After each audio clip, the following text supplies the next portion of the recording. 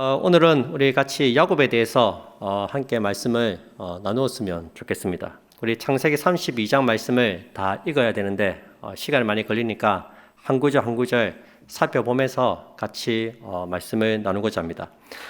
지금 야곱이 20년 만에 고향 집으로 돌아오고 있습니다. 장자의 명분을 빼앗은 것 때문에 형 에서가 죽이려고 하자 지팡이 하나만 들고 야반 도주를 했습니다. 그래서 20년 동안 외삼촌 라반의 집에서 살았습니다. 그동안 하나님께서는 야곱에게 큰 은혜를 많이 베풀어 주셨습니다.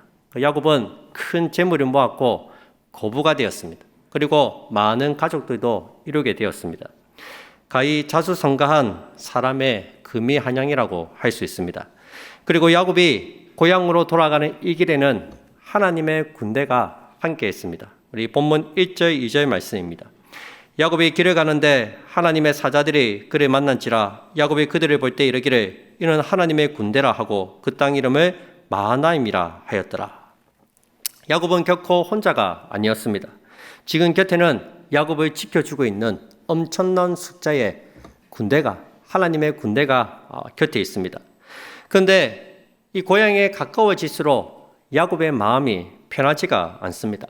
아직 해결하지 못한 형 에서와의 문제 때문입니다. 다시 라반의 집으로 돌아갈 수도 없습니다. 지난밤에 드라빔 문제로 이 라반과 거래를 했기 때문입니다.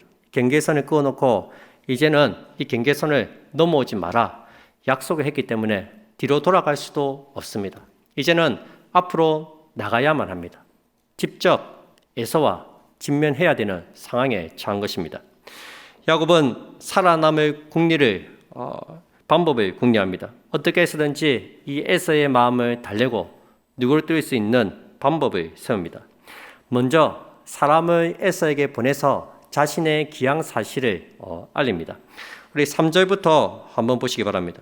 야곱이 세일 땅 에돔들에 있는 형 에서에게로 자기보다 앞서 사자들을 보내며 그들에게 명령하여 이르되 너희는 내 주 에서에게 이같이 말하라. 주의 종 야곱이 이같이 말하기를 내가 라반과 함께 거류하며 지금까지 머물러 있었사오며 내게 소와 나귀와 양떼와 노비가 있으므로 사람을 보내어 내 주께 알리고 내 주께 은혜 받기를 원하나이다 하라 하였더니 야곱은 지금까지 라반과 함께 머무며 있었다고 말합니다.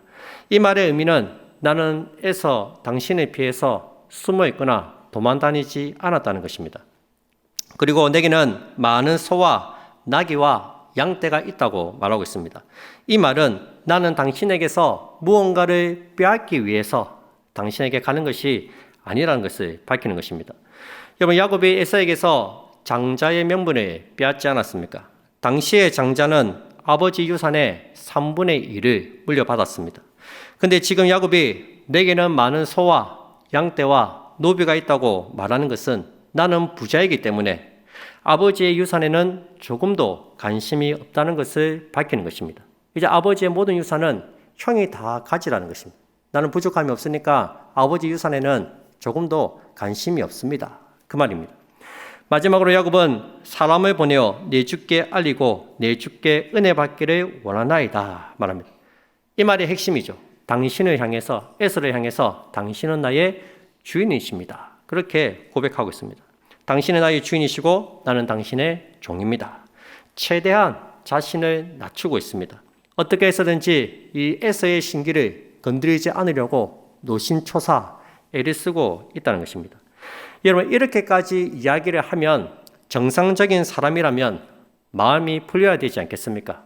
야곱이 아버지의 유산에는 관심이 없구나. 이제는 아버지의 그 모든 유산들이 다 내 것이 되는구나. 그렇게 마음을 먹으면 야곱에 대해서 안 좋은 감정도 좀 풀려야 되지 않겠습니까? 그런데 사자가 돌아와서 보고하는 내용을 들어보니까 가히 전망적입니다. 6절 말씀입니다. 사자들이 야곱에게 돌아와 이르되 우리가 주인의 형 에서에게 이른즉 그가 400명을 거느리고 주인을 만나려고 오더이다. 여러분, 에서는 야곱의 말에 아무런 대꾸가 없습니다.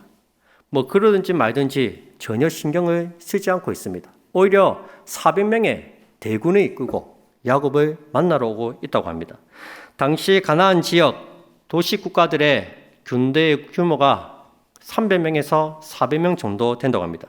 근데 지금 에서가 야곱 한 사람을 만나기 위해서 그 엄청난 대군을 끌고 오고 있다는 것입니다. 가까운 거리도 아니고 그렇게 먼 거리를 400명이나 데리고 온다는 것은 아직까지 에서의 마음이 풀리지 않았다는 것을 보여주는 것입니다. 야곱은 너무나 두렵고 답답했습니다. 이게 어떻게 해야 될지를 모르겠습니다. 7절 8절입니다. 야곱이 심히 두렵고 답답하여 자기와 함께한 동행자와 양과 소와 낙타를 두 떼로 나누고 이르되 에서가 와서 한 떼를 치면 남은 한 떼는 피하리라 하고, 에서의 소식을 듣자마자 야곱은 자신의 재산을 두 떼로 나누었습니다. 에서가 한쪽을 치면 나머지 한쪽이라도 내가 건져야 되겠다, 그렇게 생각을 한 것입니다. 최악의 상황을 가정해서 행동을 하고 있습니다. 여러분, 지금 야곱은 스스로 생각하고 판단해서 행동하고 있습니다.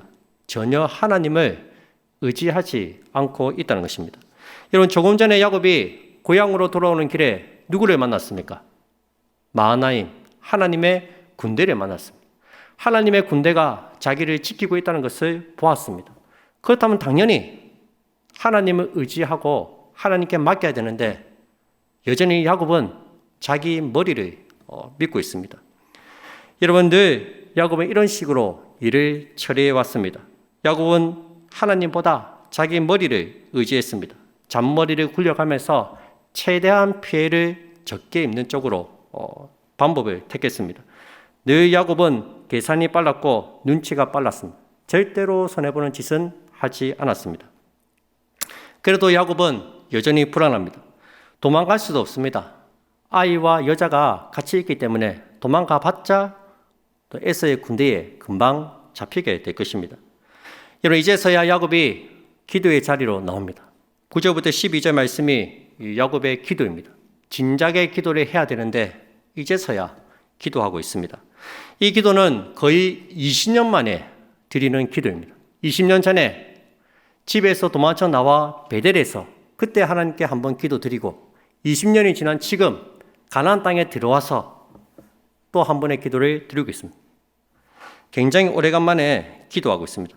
여러분, 그동안 야곱이 얼마나 변했을까요? 그 사람의 기도를 들어보면 그 사람의 영적 수준을 알 수 있지 않겠습니까? 우리 한번 9절부터 12절 말씀을 한번 같이 읽도록 하겠습니다. 시작. 야곱이 또 이르되 내 조부 아브라함의 하나님,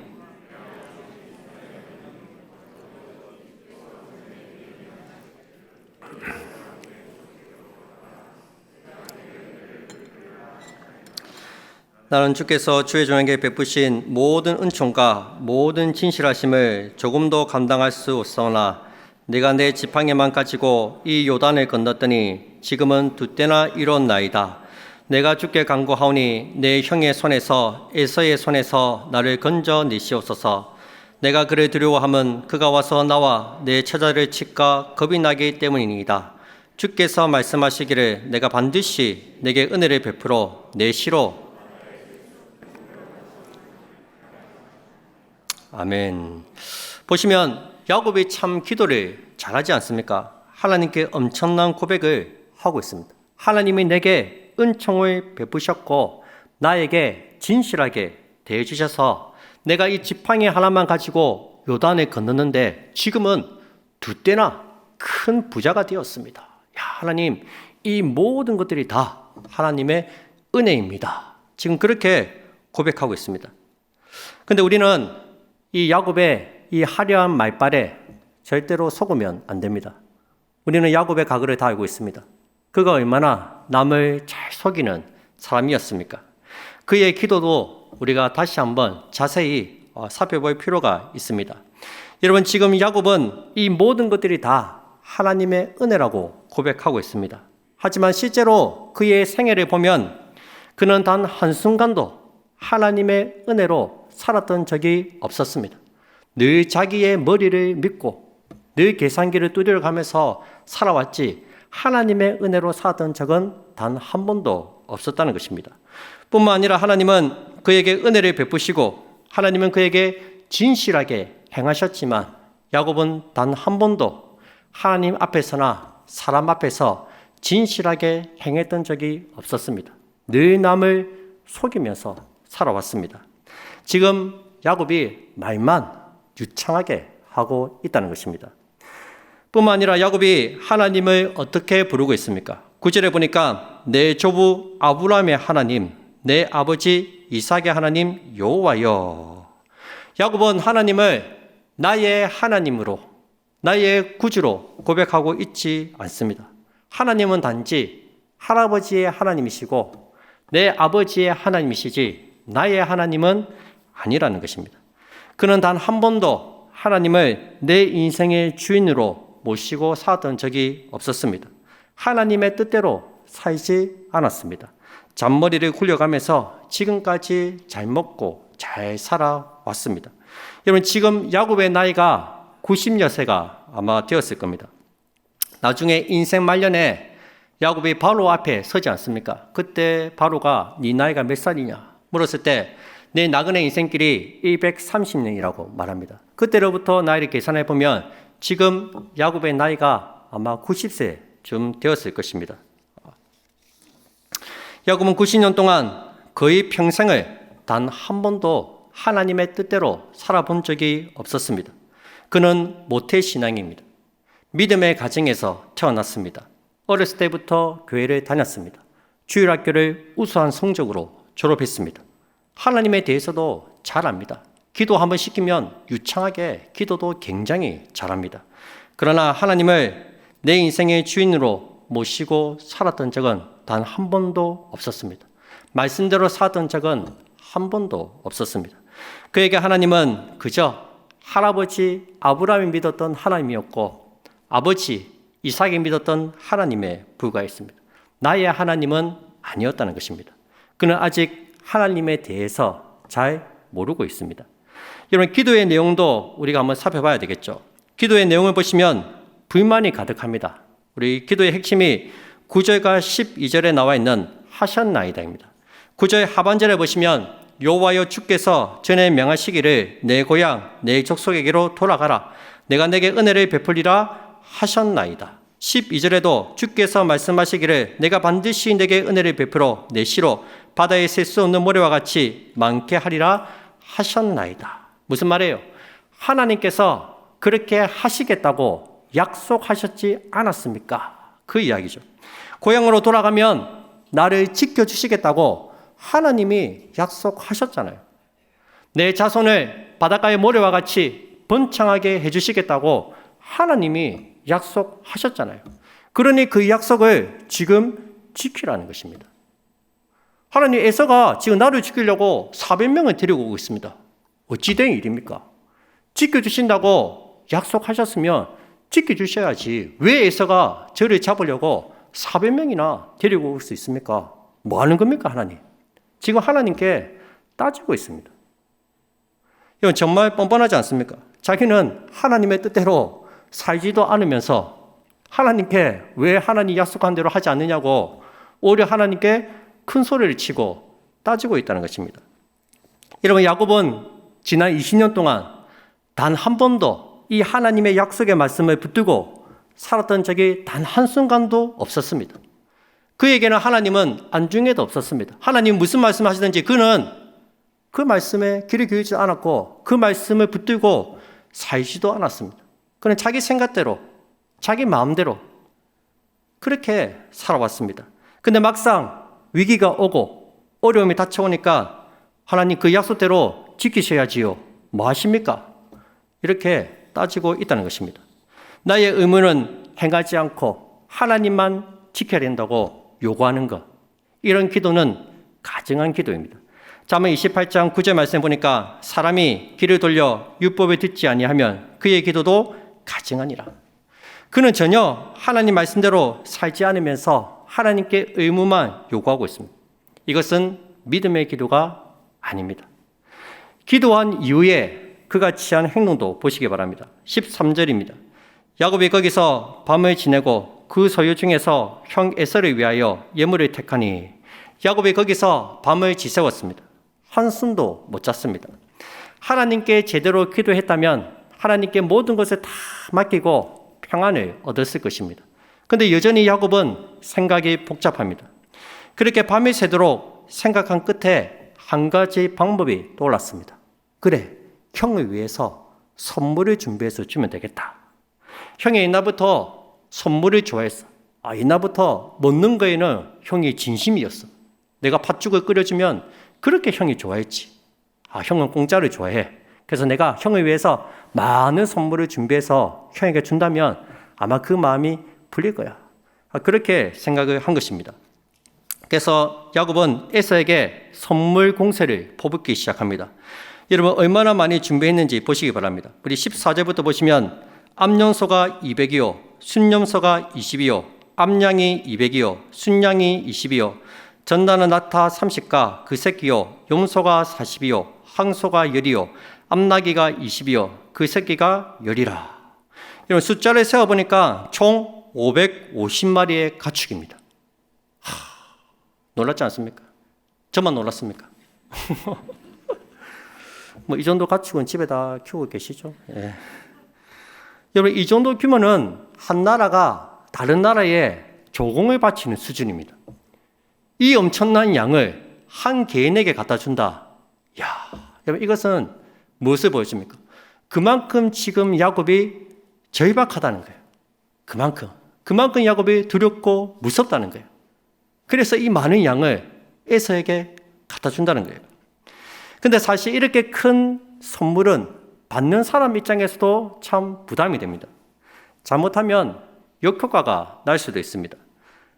얘가 무슨 꿍꿍이로 나에게 이렇게 많은 선물을 주는 거지? 외삼촌 라반의 집에서 돈 좀 벌었다고 재는 거야 뭐야? 오히려 에서의 기분이 더 상할 수도 있어요. 여러분 어떻게 이 선물을 줘야지 상대방의 기분을 상하지 않게 하면서 내가 준비한 선물을 다 줄 수 있을까요? 보통 여자들은 큰 선물을 주는 것보다 작지만 아주 필요한 선물을 여러 차례 주는 것을 더 좋아한다고 합니다. 맞습니까? 제가 실습을 못 해보고 결혼해서 제가 이론은 바싹한데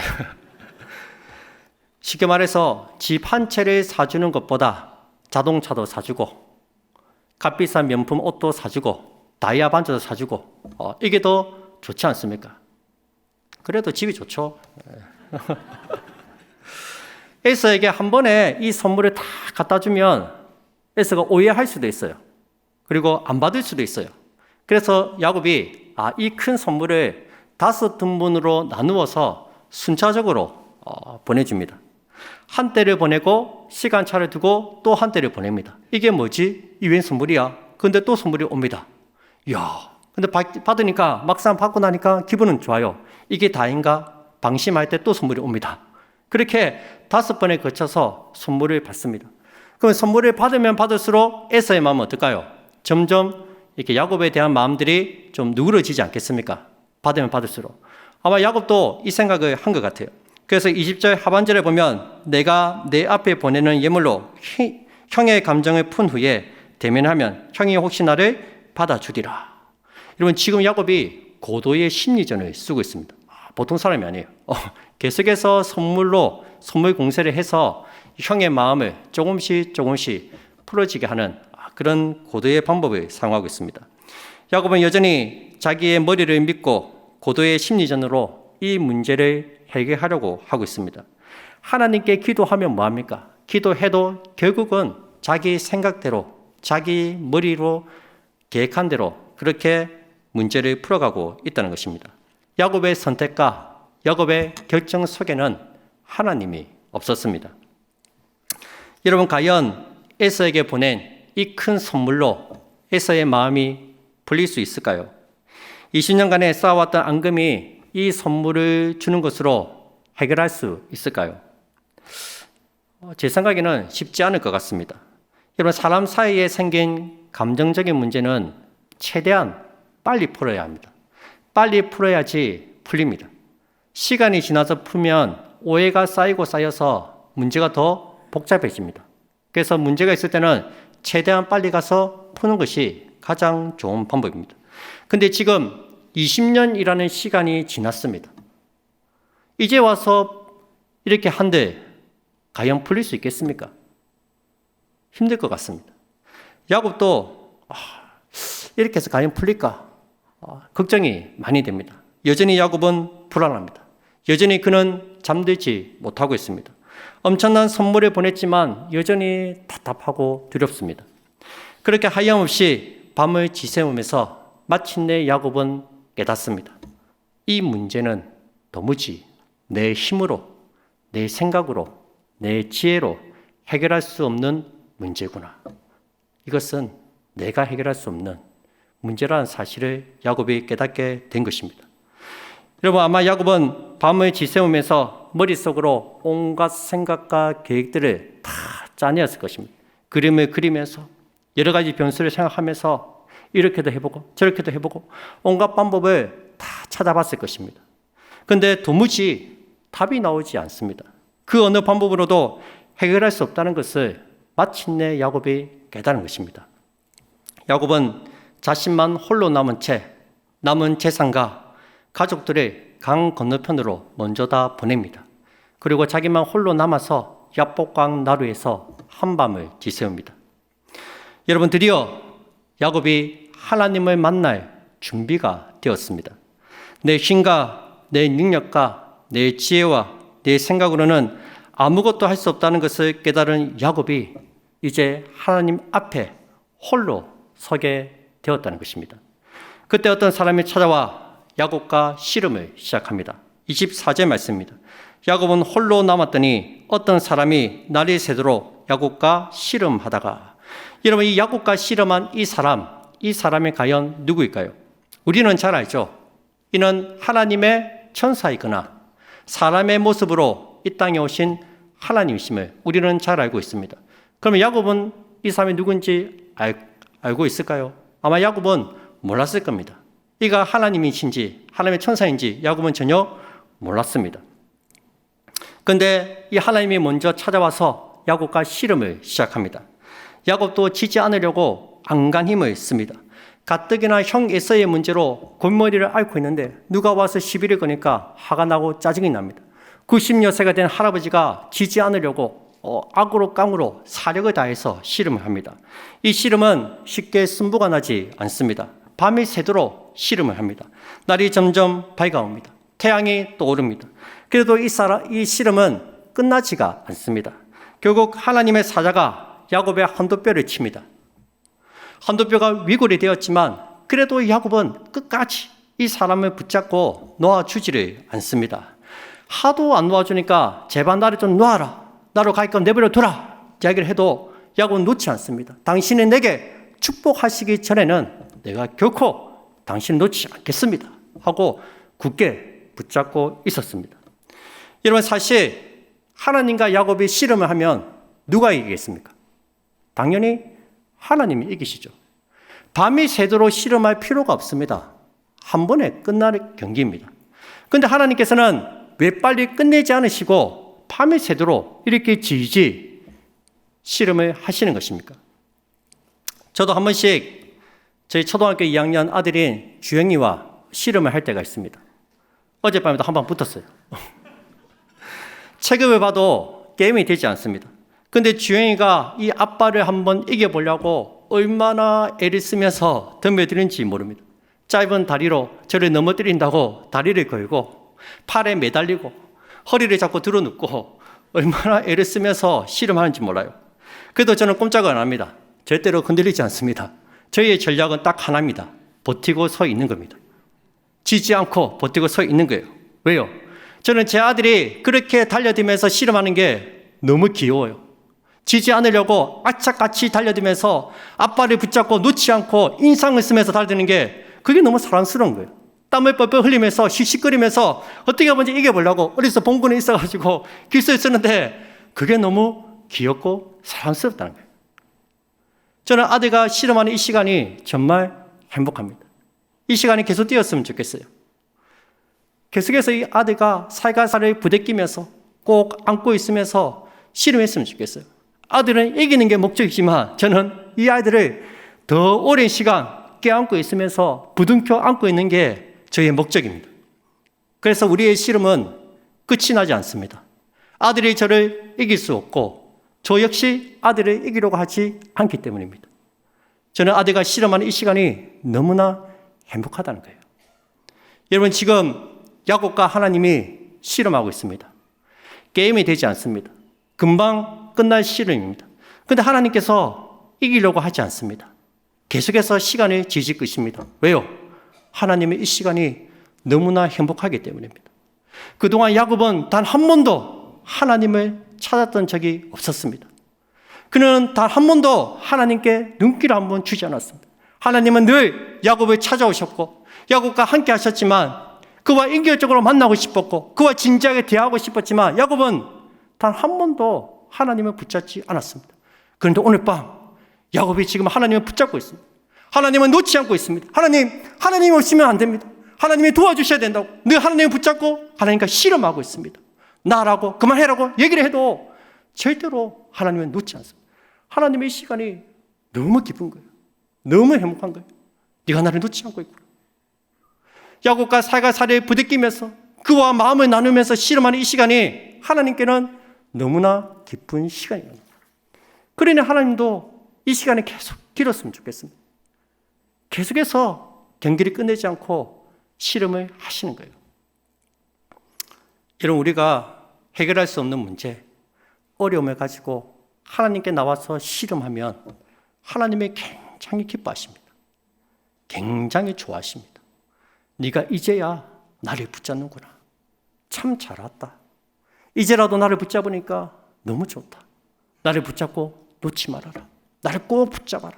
내가 여기 있으니까 나를 붙잡아. 하나님은 해결할 수 없는 어려움과 문제를 가지고 우리가 하나님을 찾아갈 때 그렇게도 좋아하신다는 거예요. 여러분, 우리가 지금 부신가족 전도를 위해서 온 성도들이 기도하며 또 여러 가지 일들을 하고 있습니다. 부신 남편, 부신 자녀들 전도하는 이 일이 얼마나 어렵고 힘듭니까? 그동안 많은 방법을 써왔잖아요. 협박도 하고 해유도 하고 울기도 하고 온갖 방법을 다 사용해봤지만 아무 소용이 없었습니다. 이제 남은 건 하나밖에 없어요. 기도밖에 없습니다. 하나님 붙잡고 씨름하는 것밖에 없어요. 하나님 도와달라고. 하나님 아무것도 안 됩니다. 제가 할 수 있는 건 아무것도 없습니다. 주님이 도와주셔야 됩니다.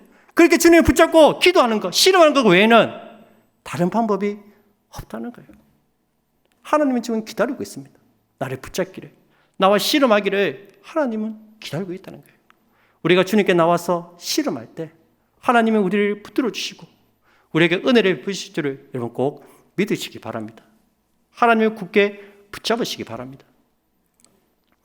여러분, 야곱은 처음에 자기가 지금 씨름하고 있는 이 씨름 상대가 누구인지 야곱은 몰랐을 겁니다. 어떤 사람이 괜히 와서 시비를 건다고 생각을 했습니다. 그래서 어떻게 했었는지 이 사람을 쓰러뜨리려고 안간 힘을 썼습니다. 머리를 굴려가면서 장깨를 부리면서 자기가 아는 씨름 기술을 사용하면서 이 사람을 쓰러뜨리려고 안간 힘을 썼습니다. 그런데 이 사람은 꼼짝도 하지 않습니다. 마치 거대한 산처럼 요동하지 않는 거예요. 그런데 야곱이 하나님과 씨름하면서 하나님과 살가살을 부대끼면서 힘을 쓰고 땀을 흘리고 그렇게 애를 쓰는 가운데 갑자기 뭔가를 깨닫게 됩니다. 내가 지금 쓰러뜨리려고 하는 이 사람은 사람이 아니구나. 이 사람은 하나님이시구나. 불현듯 그 하나님이 생각이 납니다. 내 조부 아브라함의 하나님, 내 아버지 이삭의 하나님, 그 하나님이 떠오르는 겁니다. 하나님께서 지금까지 나를 여기까지 인도해 주셨구나. 나를 지키시고 하나님의 군대 만하며 보내셔서 나와 동행해 주셨구나. 20년 전에 나를 라반의 집으로 보내시고 라반의 집에서 나를 지키셨던 그 하나님께서 20년이 지난 지금 다시 고향으로 돌아오는 이 길에 주님이 나와 함께하고 계시는구나. 내가 지금 붙들고 씨름하고 있는 이 사람은 하나님이시구나. 야, 내가 하나님의 은혜로 여기까지 오게 되었구나. 그 하나님께서 나를 지금 붙들고 나와 부둥켜 안고 나와 씨름하고 계신다. 야곱이 그 사실을 깨달은 거예요. 20년 동안 보낸 시간들이 이 모든 것들이 다 하나님의 은혜였다는 사실을 야곱은 깨닫게 된 것입니다. 그래서 야곱은 하나님을 붙잡고 놓지 않습니다. 그리고 하나님께 간절하게 기도합니다. 주여 나를 축복하소서 기도하고 있습니다. 26절 말씀입니다. 우리 함께 읽도록 하겠습니다. 시작. 그가 이르되 날이 세려하니 나로 가게 하라. 야곱이 이르되 당신이 내게 축복하지 아니하면 가게 하지 아니하겠나이다. 아멘. 하나님께서 저를 축복하시기 전에는 저는 절대로 주님을 포기하지 않겠습니다. 절대로 이 손을 놓지 않겠습니다. 여러분, 이 기도는 정말 참 야곱 평생에 처음으로 드린 참된 기도입니다. 이게 진짜 기도입니다. 하나님이 누구신지 알고 하나님을 만나고 하나님을 고백하고 하나님을 붙들고 하는 참된 기도라는 것입니다. 여러분, 야곱에게는 하나님의 축복이 필요했습니다. 이 풀리지 않는 에서의 문제, 내 힘으로 도무지 할 수 없는 이 문제, 내가 할 수 있는 게 아니에요. 하나님이 간섭하셔야 됩니다. 하나님의 은혜를 베푸셔야 됩니다. 야곱에게는 하나님이 필요합니다. 하나님의 은혜가 필요한 거예요. 하나님의 은혜 없이는 안 된다는 것을 야곱이 깨달았던 거예요. 지금까지 살아온 것도 하나님의 은혜였고 앞으로 내가 살아갈 것도 하나님의 은혜가 없이는 안 된다는 사실을 야곱은 깨달은 것입니다. 그래서 간절하게 붙들고 축복해 달라고 간구하는 것입니다. 여러분, 야곱은 하나님과 씨름하는 중에 하나님을 만났고 이 하나님을 경험했습니다. 말로만 듣던 할아버지의 하나님, 아버지의 하나님이 아니라 지금 나와 함께 하시고 나를 붙들고 계시고 나와 살가살을 부딪히면서 나를 품고 계시는 그 하나님을 야곱은 만났던 것입니다. 그리고 그 하나님을 향해서 야곱은 참된 기도를 올려드렸습니다. 그 기도를 다 들으신 하나님께서 다시 야곱에게 물으십니다. 굉장히 중요한 질문을 하십니다. 27절 말씀입니다. 그 사람이 그에게 이르되 내 이름이 무엇이냐? 그가 이르되 야곱이니이다. 여러분, 하나님이 야곱의 이름을 몰라서 지금 네 이름이 뭐냐고 묻고 있습니까? 아니죠. 야곱과 90년 동안 한평생에 같이 하신 하나님께서 야곱의 이름을 모를 리가 없습니다. 그런데 왜 하나님께서 지금 야곱에게 야곱의 이름을 묻고 있습니까? 이것은 굉장히 중요한 질문입니다. 내 이름이 무엇이냐? 네, 저는 야곱입니다. 당연하죠. 야곱이니까 야곱이라고 대답을 했겠죠. 근데 사실 이것은 중요한 고백입니다. 여러분, 야곱은 단 한 번도 자기 이름을 다른 사람들에게 밝힌 적이 없었습니다. 창세기를 살펴보면 야곱이 사람들이 야곱에게 이름을 물었을 때 야곱은 자기 이름을 단 한 번도 제대로 밝힌 적이 없었습니다. 아버지 이삭이 네가 누구냐 물었을 때 나는 아버지의 맏아들 에서입니다. 거짓말을 했습니다. 라헬이 당신은 누구입니까? 물었을 때 나는 리브가의 아들입니다. 대답했습니다. 외삼촌 라반이 너는 누구냐? 물었을 때 나는 당신의 혈육입니다. 그렇게 대답했습니다. 야곱은 단 한 번도 자기 이름을 밝힌 적이 없었습니다. 왜요? 자기 이름이 너무 싫었기 때문입니다. 야곱의 이름의 뜻이 뭡니까? 발꿈치를 잡다. 이 말은 사기꾼이라는 의미를 가지고 있습니다. 정말 그의 이름처럼 야곱은 사기꾼의 인생을 살았습니다. 평생을 남을 속이면서 등쳐먹으면서 살았습니다. 아버지를 속이고 라헬을 속이고 라반을 여러 번 속이려고 했습니다. 야곱은 정말 그대로 야곱처럼 살았습니다. 그러니까 자기 이름을 물으면 대답하기 싫은 거예요. 자기 정체가 탄로 날까봐 사람들에게 자기 이름을 밝히기 싫었던 것입니다. 그런데 지금 하나님께서 야곱에게 네 이름이 무엇이냐 물으십니다. 야곱은 솔직하게 고백합니다. 네, 저는 야곱입니다. 하나님, 저는 사기꾼입니다. 저는 거짓말쟁이입니다. 저는 이 평생 사람들을 속이면서 거짓으로 살아왔습니다. 이 세상에서 성공하려고 악착같이 신앙 양심을 버리며 살아왔습니다. 하나님을 믿는다고 고백했지만 하나님 없는 인생을 살아왔습니다. 하나님, 저는 죄인입니다. 야곱은 진심으로 자신의 모습을 하나님 앞에 솔직하게 고백했습니다. 여러분, 지금 이 순간이 야곱이 변화되어 새롭게 되는 순간입니다. 하나님 앞에서 자기가 누구인지 깨닫고 그 하나님 앞에 고백하는 것입니다. 그렇게 자기 자신을 고백할 때 하나님은 야곱을 받아주셨고 그에게 새로운 이름을 주셨습니다. 28절 말씀입니다. 우리 함께 다 같이 28절을 읽도록 하겠습니다. 시작. 그가 이르되 내 이름을 다시는 야곱이라 부를 것이 아니요 이스라엘이라 부를 것이니 이는 네가 하나님과 및 사람들과 겨루어 이겼음이니라. 아멘. 여러분, 우리 인생이 언제 변할까요? 우리 사랑하는 자녀들이 언제 변화되어 새 사람이 될까요? 하나님, 제 이름은 야곱입니다. 고백할 때입니다. 저는 평생 하나님 없는 인생을 살았습니다. 세상 사람들처럼 잔머리를 굴려가면서 내 생각대로, 내 마음대로 살아왔습니다. 하나님, 저는 죄인입니다. 저에게는 아무런 소망이 없습니다. 자신의 죄악과 나약함을 고백할 때 그때 하나님의 구원이 임하는 것입니다. 하나님께서는 이제 야곱의 이름을 바꾸어 주십니다. 너는 이제 더 이상 야곱이 아니다. 나는 너를 야곱으로 부르지 않겠다. 너도 더 이상 너를 야곱이라 생각하지 마라. 너는 이제 이스라엘이다. 이스라엘의 이름의 뜻은 하나님이 다스리신다는 의미를 가지고 있습니다. 너는 이제 내가 다스리는 나의 백성이다. 너는 이제 내가 사랑하는 나의 자녀다. 네가 지금까지 네 머리를 믿고 살아왔다면, 네가 지금까지 네가 네 인생의 주인이 되어 살아왔다면 이제 내가 너를 다스리겠다. 이제 내가 너의 주인이 되어 주겠다. 너의 인생을 내가 책임져 주겠다. 하나님께서 그렇게 말씀해 주신 것입니다.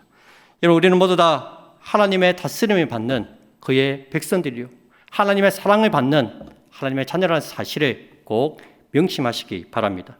부모가 그 자녀를 키우고 기르듯이 하나님께서 저와 여러분들의 인생을 책임져 주실 것입니다. 이스라엘이라는 이름에 걸맞게 믿음으로 살아가시기를 바랍니다. 말씀 맺겠습니다. 혹시 우리 가운데 야곱처럼 해결할 수 없는 문제 앞에 밤을 지새우고 있는 분들이 계십니까? 자기의 힘과 능력으로 도무지 해결할 수 없는 어려움에 직면해 계신 분들이 있습니까? 이 시간 우리 주님께서 여러분들을 찾아오시기를 소원합니다. 찾아오실 뿐만 아니라 여러분들을 붙잡고 씨름해 주시기를 축원드립니다. 주님과 씨름하는 그 시간을 통해서 변화되시기 바랍니다. 주님과 씨름하면서 주님을 더 많이 알아가시고 더 깊이 알아가시기 바랍니다. 주님을 붙들고 살갈살을 부대끼면서 주님을 온몸으로 느끼면서 주님과 마음을 나누면서 그 하나님의 사랑을 다시 한번 경험하시기 바랍니다. 그리고 그 나를 찾아오신 그 주님께 하나님, 제가 야곱입니다. 저는 죄인입니다. 저를 불쌍히 여겨달라고 그 주님 앞에 우리의 솔직한 모습을, 나약한 모습을 고백할 때 하나님은 우리를 이스라엘로 삼아 주실 것입니다. 이제 내가 너를 책임져 주겠다. 아무것도 두려워하지 말고 염려하지 말라. 내가 너를 다스리겠다. 내가 너와 함께 하겠다. 그 약속의 말씀을 붙들고 오늘도 믿음으로 살아가는 우리 모든 성도들이 다 되시기를 주님의 이름으로 축복드립니다.